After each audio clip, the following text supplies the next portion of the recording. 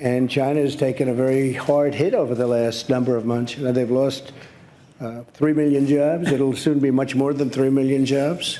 Their chain is breaking. The chain is breaking up like nobody's seen before. And once that happens, it's very hard to put it back together. You understand? I think they very much want to make a deal. And the longer they wait, the harder it is to put it back. Sir, can you help us understand the timeline on the China calls? Were you referring to the statement by the Vice President? Well, we've had many calls.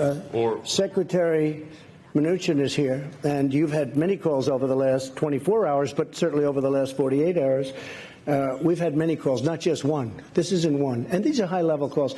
They want to make a deal. And by the way, I think a deal is going to be made, but they want to make a deal.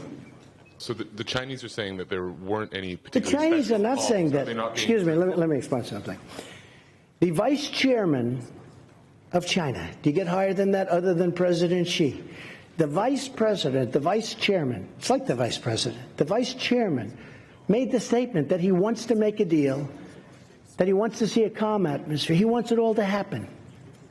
That says it there. I don't have to talk about, you folks were reporting before, well, we can't find any phone call. He released a statement. I didn't release it. He released a statement. But there were phone calls, sir, Mr. President. There were phone calls. Numerous calls.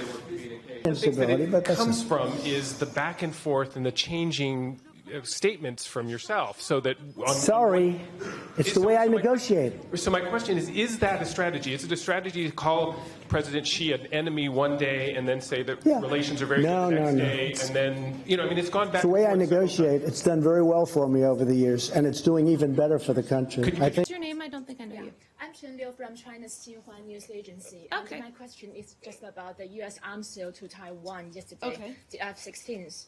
Actually, Secretary Pompeo said on Monday in a Fox interview that the U.S. arms sales is inconsistency with the three communiques between the U.S.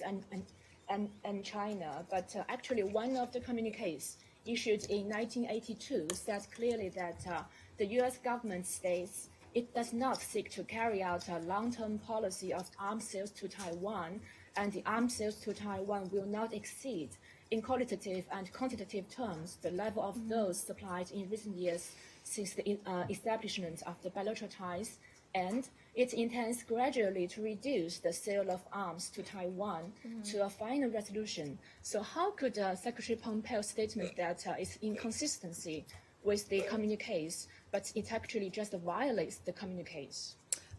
We don't see it that way. 1982 was the year I was born. I don't think it was that long ago. So I think that we're still in keeping with the Taiwan Relations Act that we have here and the three joint communiques.